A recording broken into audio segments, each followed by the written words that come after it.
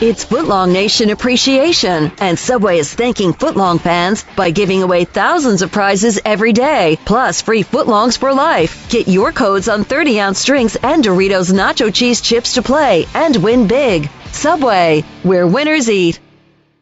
The BS Report is a free-flowing conversation that occasionally touches on mature subjects. First of all, This is the BS Report with Bill Simmons. it might be cool, I don't know. And if it's not, I don't The care. BS Report with Bill Simmons. Bill Simmons works for ESPN. He's also named the Sports Guy, and he writes a comical sports column. He must be a popular dude. The BS Report. It's got a real dirty sound, like a rusty steak knife cutting through a well-aged steak. Now. Here's Bill Simmons. Welcome to the BS Report. We are in Orlando, Florida, in the Hilton Hotel. There's like 4 Hiltons here. I'm with Joe House. They're all Hilton Orlando. There's a lot of Hiltons. And I don't think any city has more hotels per square foot than Orlando, but I guess that makes sense because of the Disney thing. Yeah, right. Right? It's a big hotel town to bring in all the people. We were talking earlier. It's like kids' Vegas here.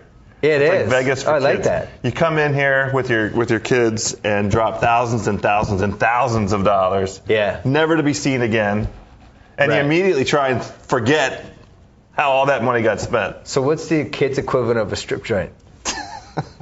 I'm trying to think. I A don't- Chuck E. Cheese? No, you probably shaking Mickey's hand. Oh, well, or it's probably like, what's the famous ride? Space Mountain, or Space- one of those, yeah. I don't know.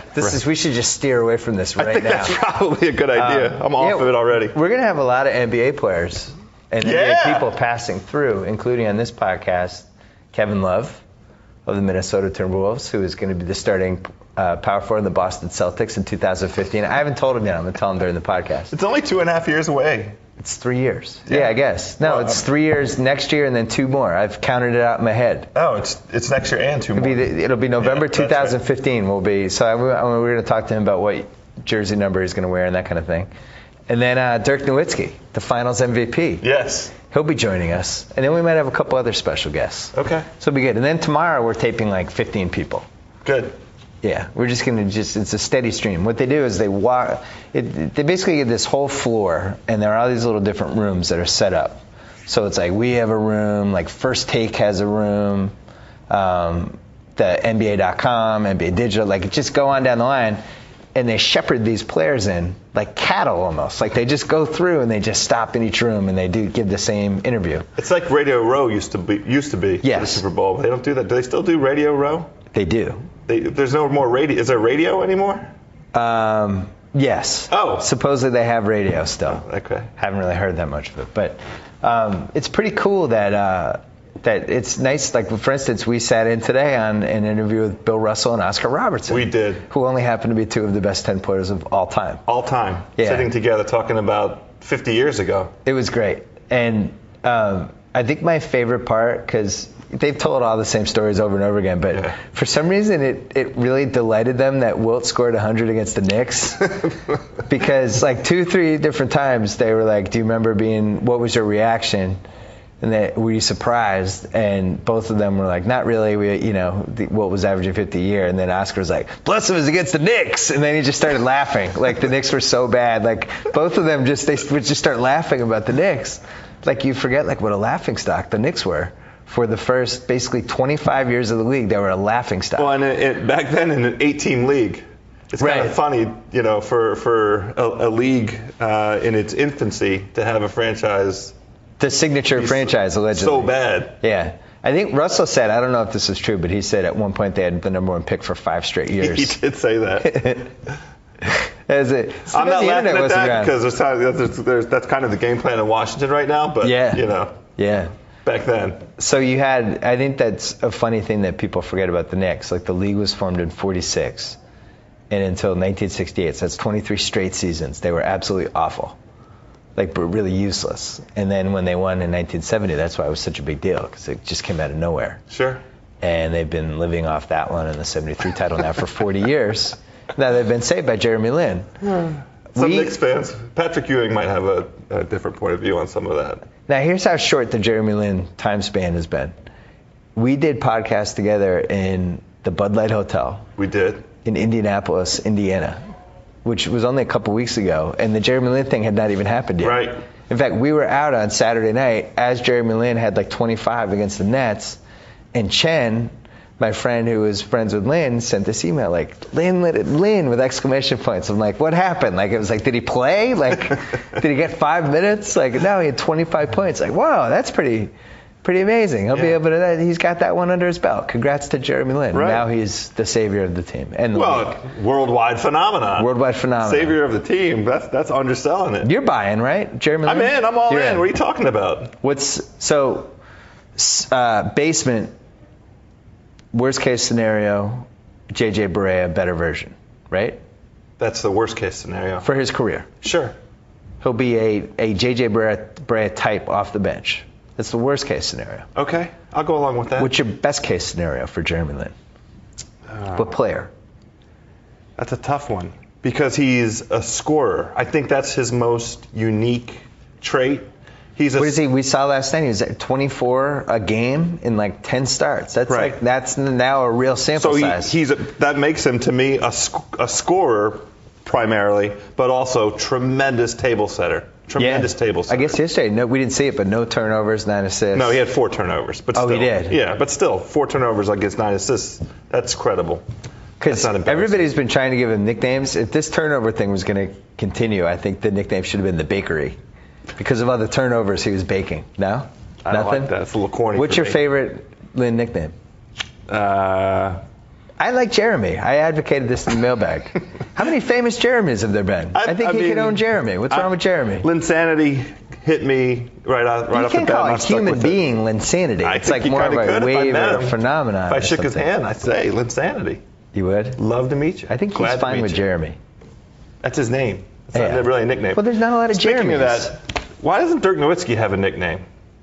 Well, remember he was Dirk Diggler for a couple of years, but never. There was a whole bunch, the Flying Deutschman. I mean, there's been a whole, but none that really stuck. There should be a nickname. The German. That's not really a nickname. In golf, it is though. In golf, everything becomes very by the country. They'll be like, and the South African has cut it to 2. I know, but that's not really a nickname. That's I know, but that's how they do it in golf. I like it. Yeah, I think we should do it in basketball. Golf is here and hoops is here. Manu Ginobili and the Argentinian has cut it to 2. People do that It'd be good. sometimes. You get that sometimes. See, he's Argentina, right? Yeah. I like that actually, especially for the NBA because of how international it is. Yeah. I would like to know every once in a while. Right. It'd be fun. The Canadian Steve Nash. What country is Biombo from? I don't know. I don't know either, but it would be nice if as part of the broadcast from the you Congo? could hear that. No. Or Gustavo Ayon. Gustavo Ayon, I know this, but now I can't remember. Is he Mexican? I don't remember. I like him, by the way. Me too. I like him. Yeah, Flies he's a good around, one. God forbid the around. Celtics just ever found a foreigner who was competent. I mean, seriously, it's like we don't have international scouts. Dino Raja is the last good international guy that we've gotten. Is that true? Yeah. Oh. We have a 15-year drought of not finding anybody from outside of America. It's becoming a problem. I don't know what to say. The Washington professional basketball team finally have a guy that looks like he can play in Vesely, but he's our first. I like, what's best about that pick? I mean, Georgi Murasan. Yeah. No, I don't want anybody. I don't want to get the angry tweets. The Romanian. Of course, but. I saw your team in person. I was texting you a week ago. Like John Wall. What's not to like? Not sure he's a point guard. He's learning the game. That worries me. I feel like it's in your DNA or it's not. We've even seen that with Jeremy Lin to some degree. Jeremy Lin played 4 years in college. Yeah, true. John Wall played 3 months in college. Right, 3 months in college. Yeah. I think, so he had, what did he have? 2 months of practice and then 3 months of college games. And then this season was over, and then he just started preparing for the draft. That's a fact. And then he was a pro That's at right. age. I can't believe Kyrie Irving, 19. You watch him, he looks like he's like 25. So he does have it in his DNA. Yeah, I'm not saying that there's I think not point guards are a DNA thing. We're going to talk about this with Chris Paul tomorrow. I'm not going to argue it. It's a DNA thing. But I think he could be a very credible point guard, especially in this league, in this iteration of the league. John Wall. And a leader of a team. I absolutely think that. I've seen him now in person twice, and it just doesn't seem to me like he has any idea what he's doing. It's all athleticism. It's just like he's like, ooh, a fast break, boom, I'm going to just go really fast and try to get to the rim. I think he doesn't think like, he's not dribbling around going, I need to get Trevor Booker a shot. He hasn't gotten a shot in 5 minutes. Actually, I got to reward JaVale. He ran really hard in that play. He doesn't think I'm going to challenge that. All right. I've seen a fair amount more of him than you have. Yes, you have. He actually does. Look, he and JaVale especially have a very nice and complementary chemistry that has developed over the, it's been 18 months that they've been playing together or so. He gets JaVale at the rim all the time. There's at least 2 alley-oops a game because John Wall knows where JaVale is at the rim. You said he got picked 12th in that rookie-sophomore pick thing. He did. He was mad, and was upset right? about that, yes. Yeah, I like that he got mad. Me too, absolutely. He felt like it was a disrespect, and he should feel that way. I do think there's It's really a an DNA indication thing. of the team, though. I mean, that's not on him. Well, you remember in college, we had a little bit of a difficult situation with our front court on intramurals.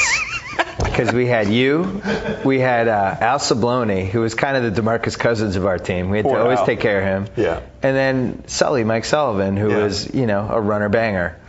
And I know myself as the point guard, I couldn't let Al slip away because if Al didn't get the ball every once in a while, Al wasn't going to rebound anymore. We needed those rebounds. And even if you were on your little streak, you weren't going to go down there. So when you were on those little streaks, in the back of my mind, I'm thinking, I got to take care of Al in the next play. I got to take care of Al.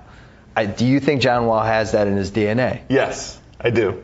I do think that. Okay. I think he doesn't have anybody currently with him that he thinks that way about other than maybe JaVale. And I hope that it's developing, that he and Trevor are coming up with a chemistry. I've only seen it in the way that you're describing it between him and JaVale. That's the only sort of noticeable chemistry kind of evolving phenomena with the team as it's currently configured. I mean, that's the other part of this. They're going to go through another round of completely, new. This is good. 5 new this is faces. the draft, though. You want to bottom out. I agree. I think Have it's you the right seen strategy. Davis? Yes. Oh my God. The thing that's disappointing is the Washington professional basketball team might not get the top overall pick. He's going number 1, hands down. I was watching a game the other day, and he got some block, and they were like, and there it is. He's got his average. And I was like, and then it turned out his average was like 6. Yeah, it is. That's right. He's amazing. Ooh, I like his name. Strong name, Anthony Davis. That's a good name. Good name for a defensive player. I like good name it. in general. Yeah. What other you've been known to watch college hoops from time to time? Oh, I really like Kid Gilchrist from Kentucky. Yes. I like him very much. I think he would be terrific. I think him and Johnny Wall would be very complimentary. It seems like those guys could go 1-2 potentially. Oh, I thought the little pre-draft things I've seen have Kid Gilchrist sliding down a bit, but I don't know. Oh no. What do I know? No, not for bad reasons, just because of the hyphen. For talent reasons and probably the hyphen. Got to get rid of the hyphen. That is kind of a weird thing. Who's been great who had a hyphen? I just was in any was sport. thinking that. This is a good question. It only works for like 90s Fox shows. Or Saved by the Bell and those kind of like child actors. That's when you get hyphens. 80s movies I'm thinking of. Yeah.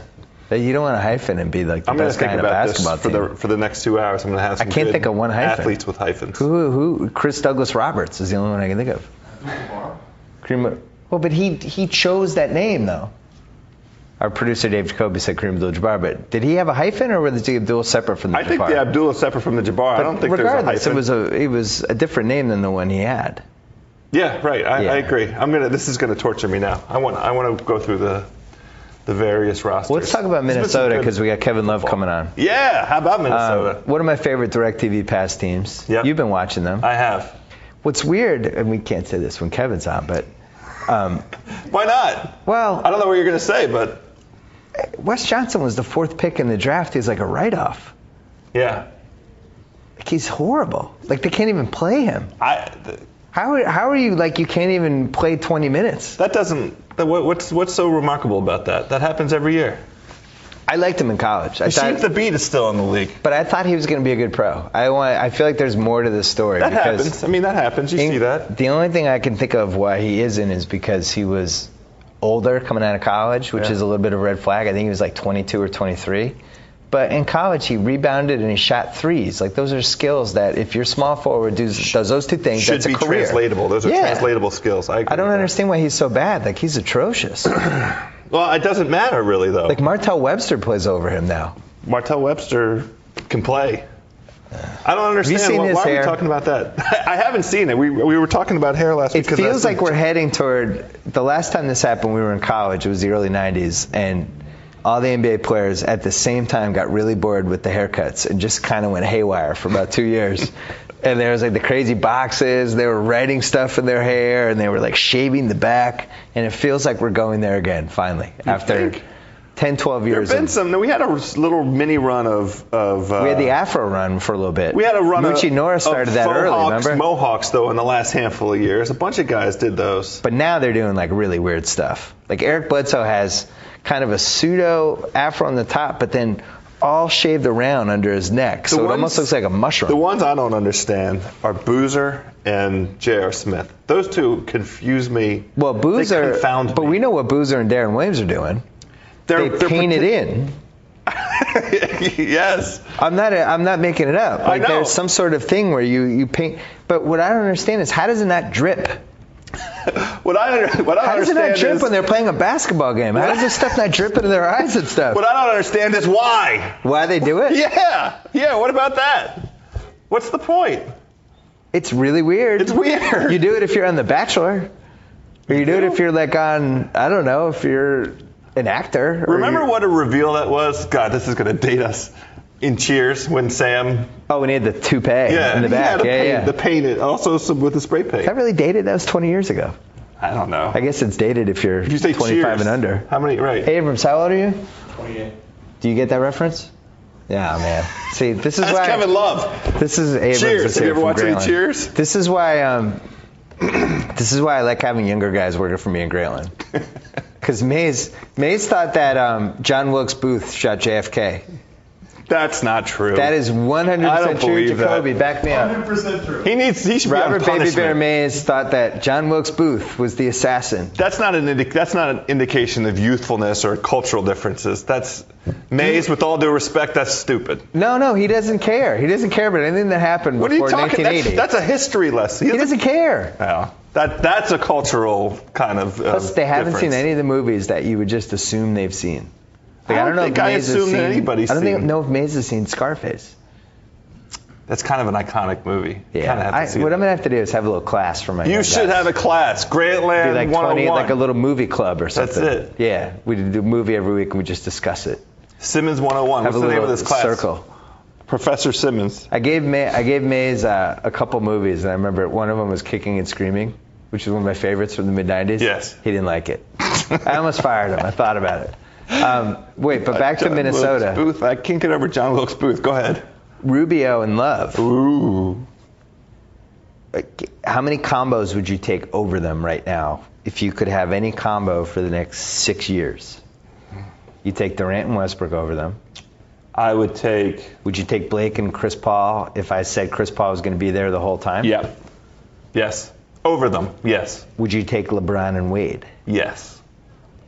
They would be my number one. If I said I don't know if they're going to be there 4, 5, 6 years from now. It's worth the gamble. Those two together means you have a chance at winning the NBA title. Every year that they play together, you have a chance to win the NBA title. What about Bismack? Love and Rubio. Bismack Biyombo and Kemba Walker? It's amazing. Who else? Is there anybody else though?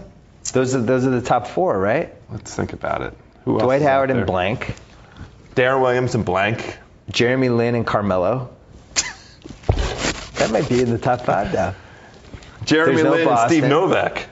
You wouldn't say Kobe and Gasol. You would not say that. You wouldn't say Dirk and anybody. You wouldn't say anyone in Memphis. Those are really the top 4. Yeah. I know we're leaving somebody out though.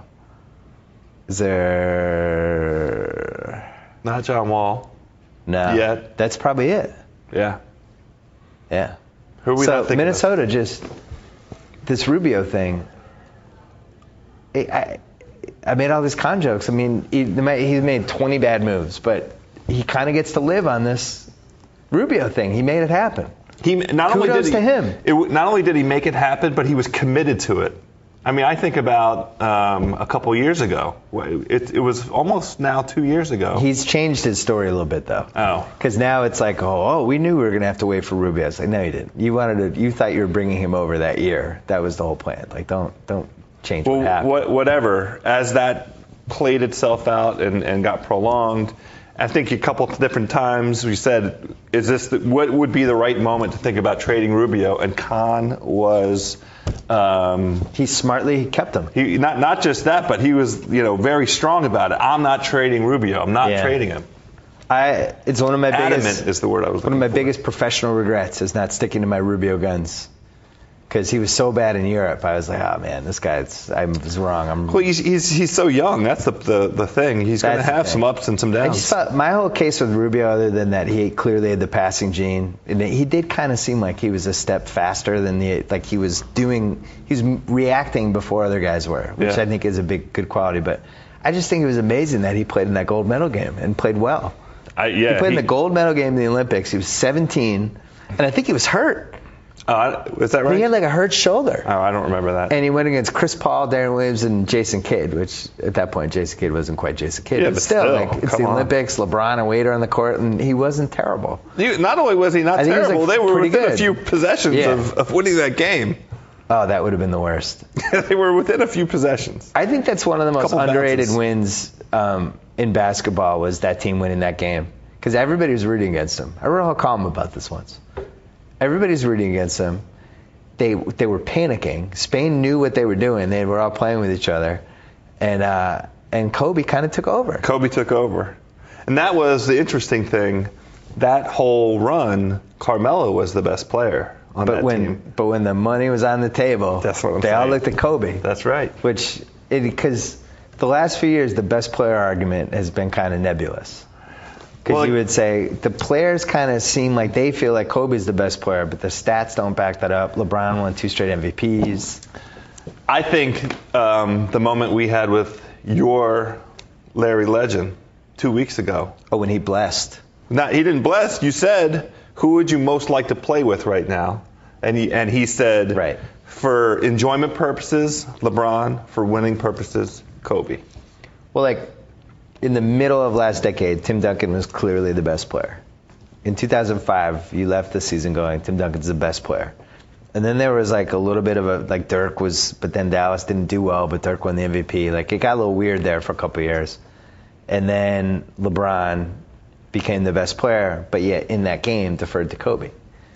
And yet, again, in the finals, deferred to Wade. And we really haven't had a decisive best player at every point of the season since Duncan in 2005. Which is why LeBron's current season is so important, because he's the best player by far this season, and if Miami wins a title and he's the best player on their team, then we could say definitively LeBron James is the best player.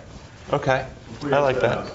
Miami, we both think, obviously they're better, but I think the team they have now just translates to the playoffs better. I feel like I'm okay with their 8 guys now. Even their bench, Norris Cole as a backup versus Eddie House last year, or Mike Bibby, or whoever, and Battier, who is not the same guy that he was, but is just better than what they had. Oh, in the playoffs too, it's such a different game. And then has them healthy. So then I think crunch time they probably go Anthony, LeBron, Wade, Battier, Chalmers. Pretty good. Are you okay with that in crunch time? I don't love Chalmers, and there's still the big question, and we saw it, I think, only once so far this season, where in a game where everybody's really playing hard and winning matters. Oh, we've seen it more than once. We saw it 5 times. The Bulls game was the most famous one. The Bulls game is the one I'm referring to. That one worried me. Well, that's the point I'm making. Even I like this 8 better than last year, and they have the benefit of all of last year. I still don't know the answer to who's getting the ball inside the last 2 or 3 minutes and kind of what the game plan is. It still befuddles me that 2 guys that are tremendous at getting to the free throw line individually aren't parading to the free throw line inside the last 3 minutes when they need to score the basketball to get over the hump. I asked somebody who had played them in a playoff series what Dallas did. in that finals. And apparently the book on playing Miami last year, at least, was just make sure they don't get to the rim. Just always have enough people in front so that LeBron never gets ahead of steam and he'll get frustrated, start shooting jump shots. I don't see why that also wouldn't be the game plan this year, even though I know they're better. And isn't the counter to that, that's the point of having two. That's why you have LeBron and Wade together. Because if you throw the double team, if you try and shade one of them to keep them out, that means one of them is going one-on-one, and they're arguably two of the best 5 one-on-one players in the league. It's weird to have 2 one-on-one players in the same team. I mean, right. We're still enjoying the experiment.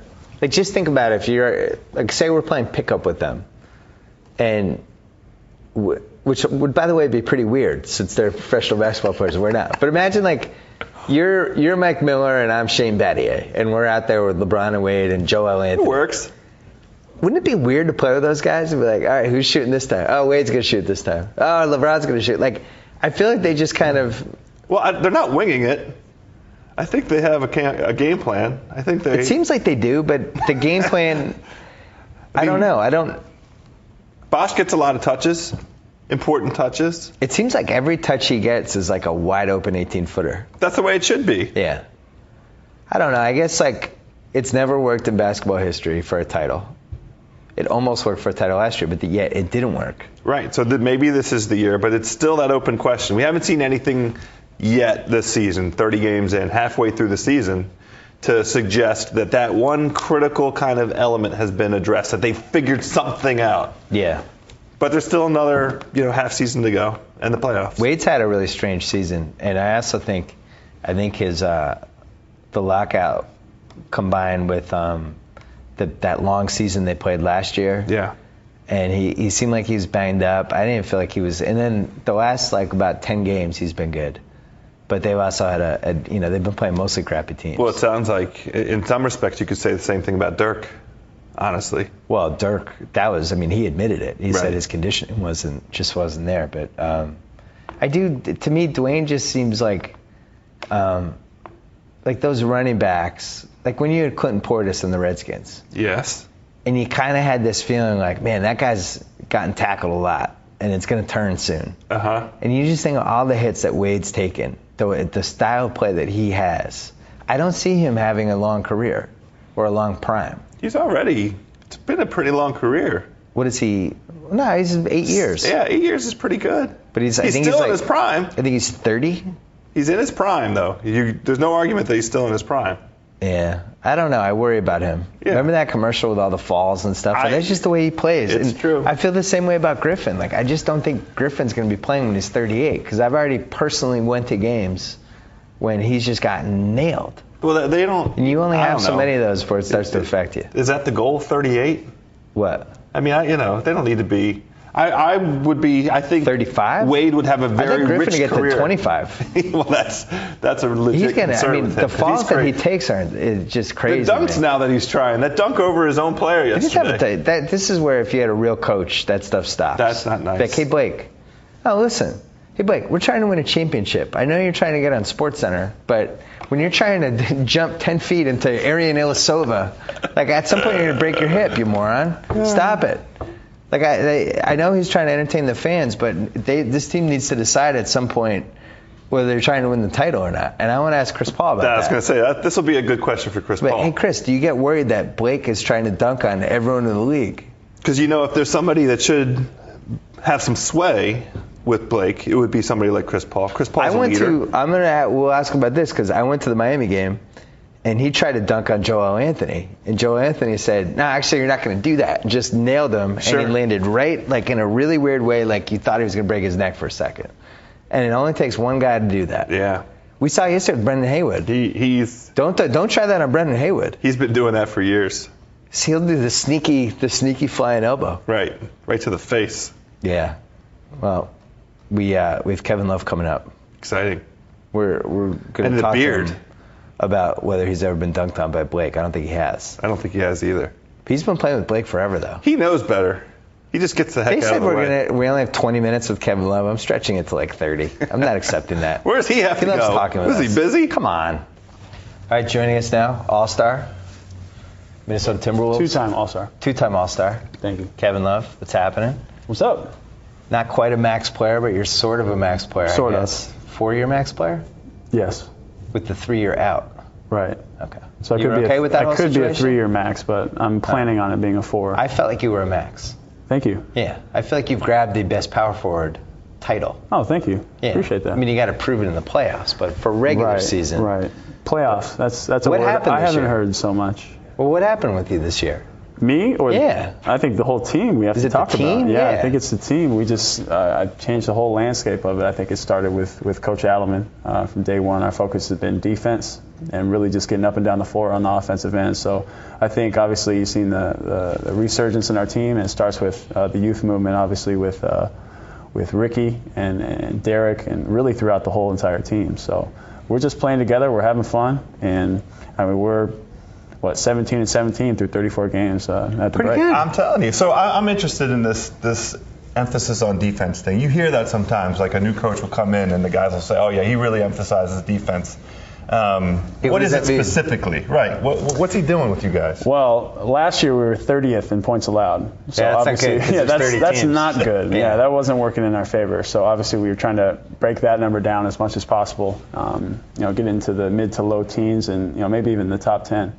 Other teams' field goal percentage, and one of the biggest things is I didn't know that they had I don't know if it's only the Target Center, but I'm sure it's in every arena. They have, a tracker or a camera that can trace how fast you get down the court on the offensive end and how fast you get back on the defensive end. And there was like a 1.5-second difference of us getting back on the defensive end. Ooh, a little hustle. Yes. It's almost like a hustle meter. Yeah, so That's we were interesting. sprinting down the floor on offense, and then on defense we were just slowly trotting back. So he's really been trying to change that around as But much you as look possible. like what was your weight last year compared to this year? Like you look I like leaner. left last year probably around 265, Yeah. So what are you now? around 240.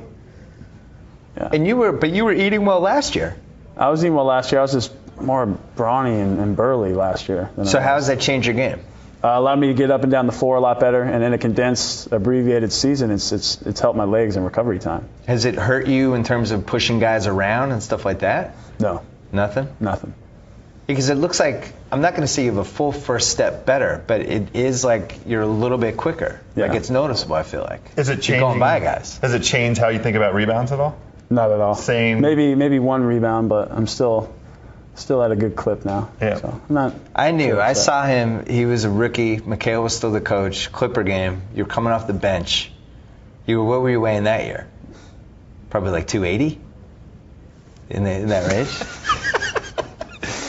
But he has the out of thing. shape. There's certain guys, they just kind of know where the ball's going. Like somebody shoots it from the left side and a ball can go to, and they kind of drift toward where the ball is probably going to end up. right. You can just see it. And I was like, I think I was with my wife. I was like, watch that guy. He knows how to read. And then he was standing It's a up thing. screaming when Blake was dunking. Yeah. Have you haven't gotten dunked on by Blake yet? Yes, I have. Oh, we just talked about this. What do you mean? I thought you got out of the way. You were smart enough to get out of the way. I didn't have a chance. Oh. It was a tip dunk last year. Do you guys talk about I was that? 265, so I couldn't get off the floor. Leaner Kevin Love would not get dunked on by Blake because you just scatter out of the way in time. I mean, we're not all witnesses, but we're all Is this like before a game? Do you guys talk about this? Like, hey guys, just foul him. yeah. Just foul him. He's so strong, though, right? He's a strong guy. tough. Yes. We talked about this Strong, and earlier. he's a Joel quick Anthony jumper, did too, this. yeah. He was like, "Oh, Blake, you're gonna dunk on me?" Boom, Right. and just Well, nailed him. And I know that good players aren't supposed to talk about it, but Kendrick Perkins, he tried to do that too, but sometimes he just quick jumps and he's there. I think the last time I had you on the podcast, we were talking about all the guys from your generation who you liked. Right. Like you were just, because you've been playing against guys like Blake and like since what, 16, 17, Maybe even younger than that. 15? Yeah, I mean guys like James Harden you were playing Kevin against? Durant since Yeah. 7th, 8th grade. I mean, That's amazing. Yeah. And who else? It was Harden, it was Blake, Harden, Russell Westbrook. It was Blake, Russell Westbrook, Obviously. yeah. Derrick Rose. Derrick Rose, yeah. So I remember Eric you- Gordon too. I mean, guys like that. So So do these guys talk to you like, hey, what's up with that Rubio guy? no, not so much. I think in playing, Derek, he most of the time just keeps to himself. How's the family doing? Just short chatter back and forth. I think with with Russell, we get a little bit more in depth, obviously, being college roommates and knowing each other. And he wanted to know what Ricky Rubio is all about, but he got to see him in the first game that we played him. So we played the day after Christmas, and I played well, played him down to the wire, had a chance to win it at the end. But I think a lot of guys are interested to see what Ricky's doing and see if he's really. You didn't think he was going to be this good? Did you?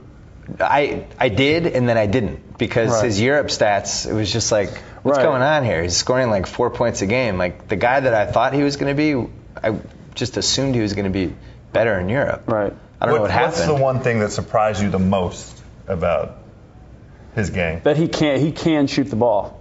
Yeah. People are on him so much about not being able to shoot the ball, but he can really shoot it. And he shows it in practice all the time. He's been hitting threes in games. I mean, he's got a little bit of a wind-up to his shot, but when he gets it off, I'm confident that it's going in. And Ricky's been, since day one, since he's been here, and I've seen it with my own eyes, I've been a believer. He can really pass the ball, make scoring passes, sets guys up. And, in transition, it's tough to handle. That's why we get so many huge runs in our game. Well, I love watching you guys because, as you know, I'm a passing fiend. It's what I grew up on with the legend who's right behind you. Right.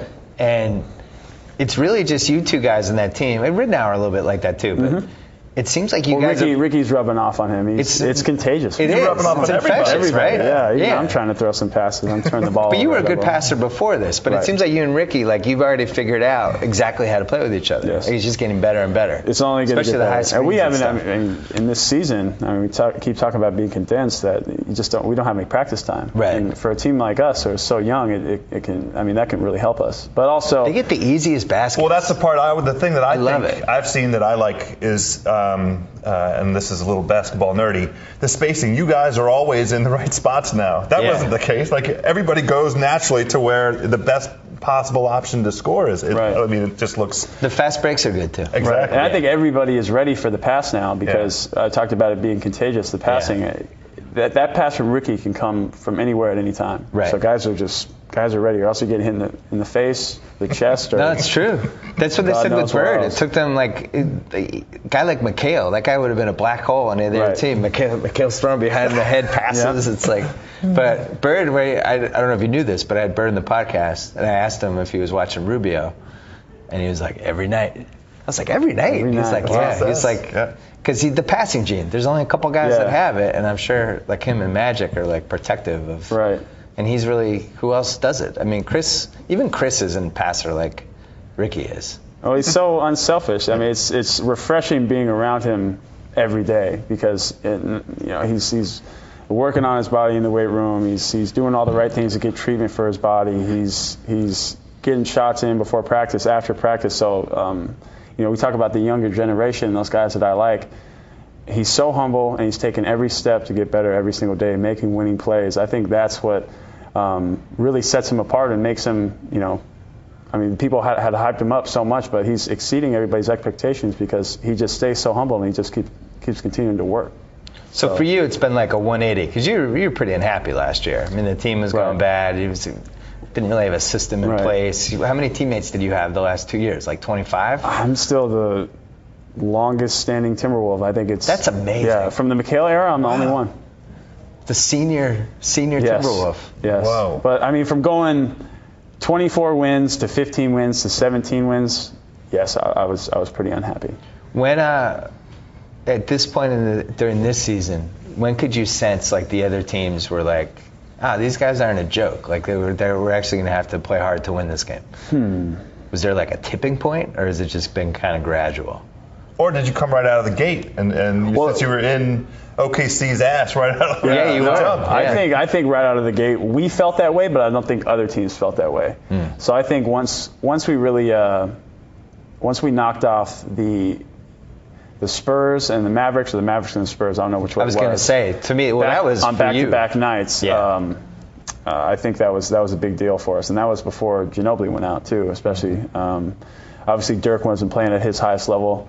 Yeah, but for us to don't make excuses for him. I'm just saying, for us to win against two very high caliber, upper echelon of the league type teams, that was big for us. So we felt and we feel like every time and every night we step out on the court that we have the upper hand and we can win and we should win. You know who believed in you from day one? Bill Simmons. You know who may or may not, if gambling was legal, may have the over on the Timberwolves, which was like 24. Oh my God! Come on. Why don't I get a call for that? I think we'll get to 24. I believe in Rubio and Love. I was in early.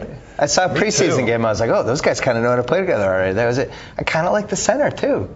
Nicola. He's good. He should be here. He should be here at All-Star Weekend. Which camera am I? I'm looking into this one right here. Okay. He should be here. You think he's one of the 12 best players in the West? No, I'm saying he should be on the sophomore team or the Rising Stars. Oh, absolutely. Absolutely. Yeah.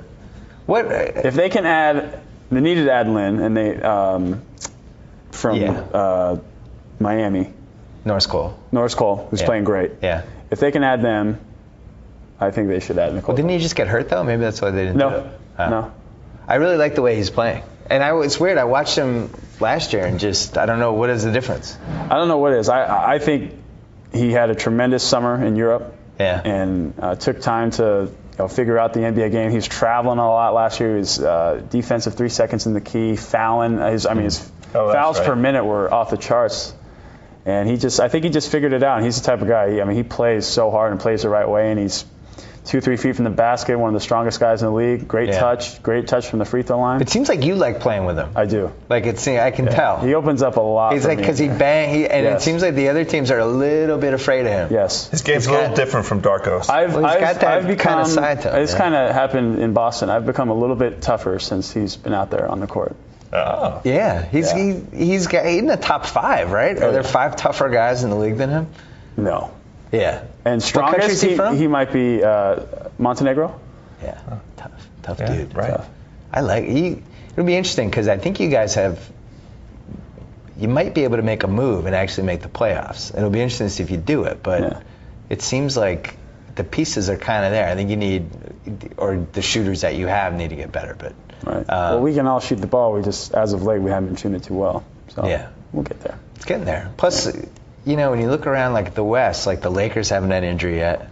Denver's gotten really banged up, I guess. Portland got banged up by injuries, but it is going to be a war of attrition. Like, what has it been like to play this crazy schedule? You're younger, so it doesn't affect you as well. I really, I was fortunate enough to have this break at the All-Star. A lot of guys have been really tired, even with our young team. And last night, I was so glad we got it out a win against Utah because I was on my deathbed, especially in the first quarter. So I'm looking at this as a chance to rest, enjoy it, have fun. But it's been tough. We already had one of our back-to-backs. We've been playing 4 games in 5 nights, 8 games in 12 days. Walk me through the back-to-back. Like, well, we go because I've heard the middle game is the hardest one for some reason.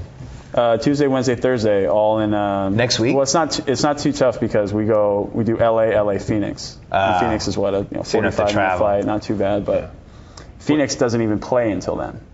Ooh. Yeah.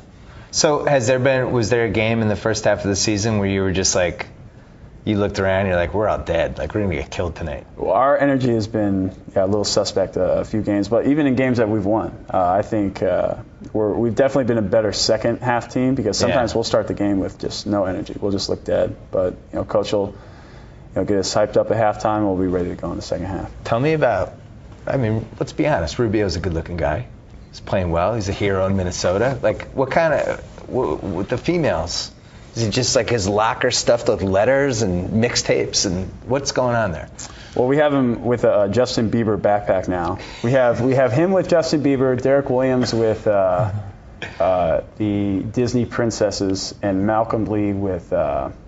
Because you can make the rookies do stuff. That was the Hello Kitty. Yeah. So we're doing rookie hazing.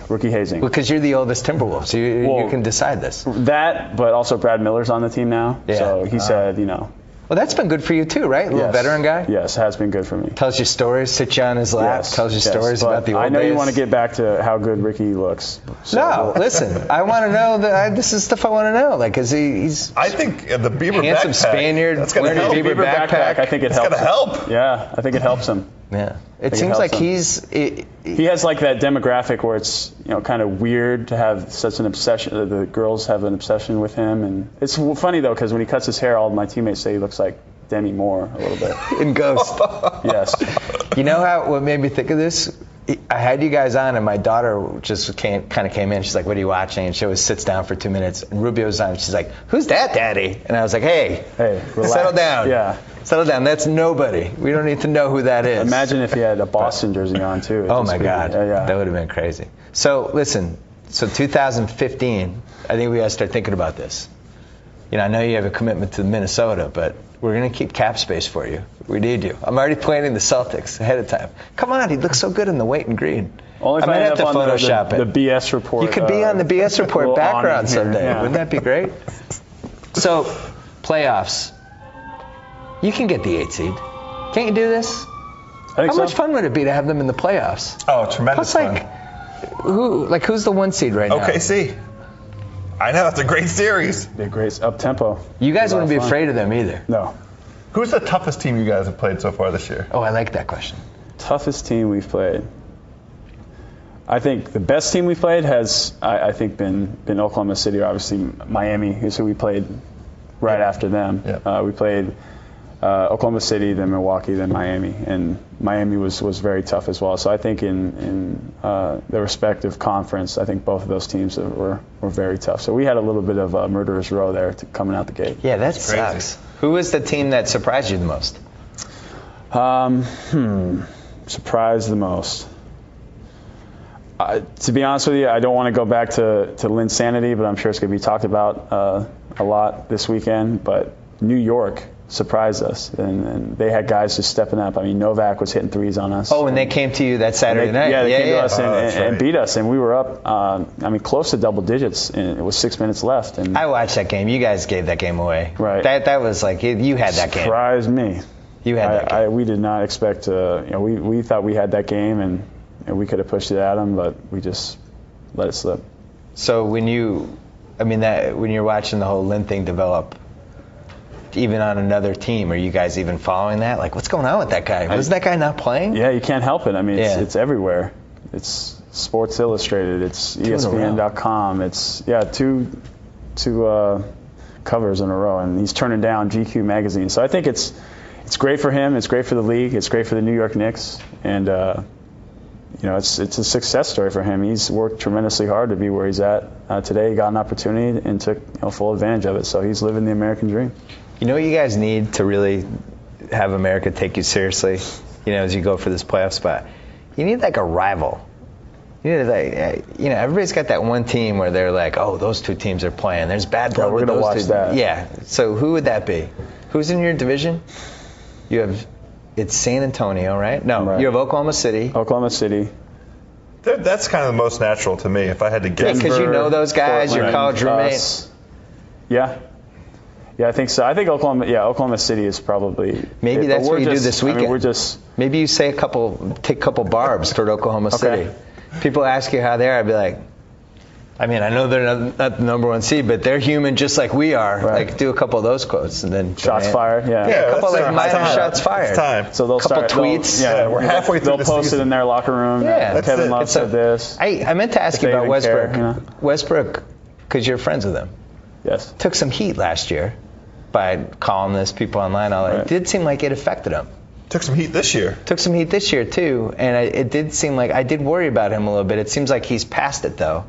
But did you feel like as his friend, like were you worried like, oh crap, this stuff's piling on it? I thought he was done wrong. I felt like he was shooting the ball at a high clip at a high rate, but he needs to score for them to win. I mean, you look at they the two other scores, right, and then they have other guys that still Serge Ibaka had the triple double in that game where they had 51 and 40. Yeah. So he had what 14, 15, and 11, but. Russell, I think he was done wrong. I think the media kind of exploited it, made it a bigger deal than it was, and they just continued to keep talking about it. So I think once they got back to playing basketball, obviously coming off of last year, they wanted to talk about it in the early parts of this year, but now it's a thing of the past, and they're just out there. I mean, they're balling. That media's always starting to start trouble. Always that one jerk was comparing him to Avon and Stringer. Like my stomp on Scola. Yeah, what? A stomp? Come on. You felt bad about that. I thought you handled that the right way. You went in the locker room after? Yes, I did. Talked to him? You know him. You're not that type I do of know guy. him from a rookie transition program. So we sat right next to me the whole week. What'd your dad say about the whole thing? My dad's old school. He was. I know. Your dad's what are they? Yeah, what are they? In my day, they used to fight all the time. Yeah, exactly. Yeah. They didn't have any cameras. We could do anything. Quickly, what about UCLA? It's grim. Yeah. I could tell you as a resident of the LA area that there is not a lot of faith left in your old coach. Yeah.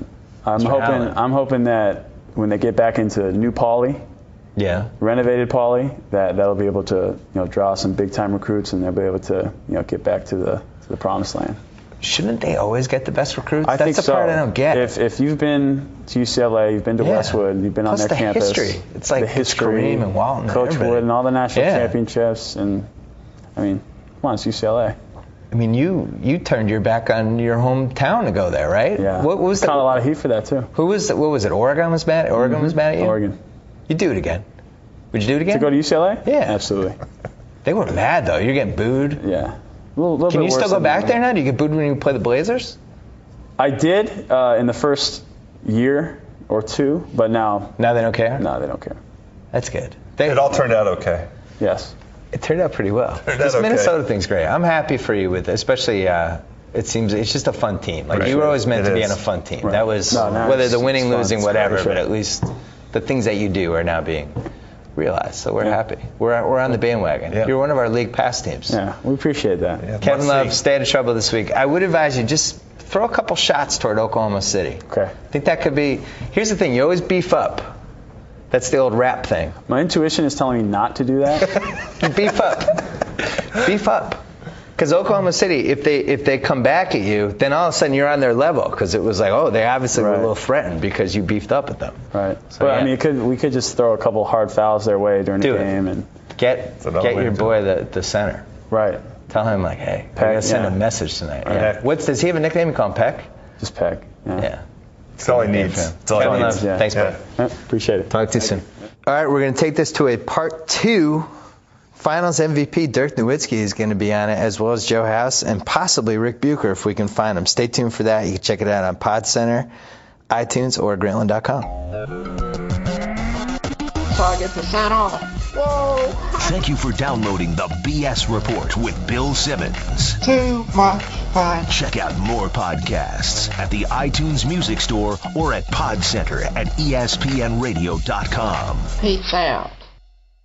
Unfortunately, that's it for Bill today, and football's regular season is over. But don't worry, there's still plenty to celebrate, because Subway Footlong Nation Appreciation is on. To thank you for making footlongs famous, Subway's giving away thousands of prizes every day, including free footlongs for life. Head to Subway and grab a 30-ounce drink or Doritos Nacho Cheese Chips for game codes. Then, visit Subway.com online or on your mobile device to enter your code for a chance to win big. We're giving away a prize a minute, so hurry in. Subway, where winners eat.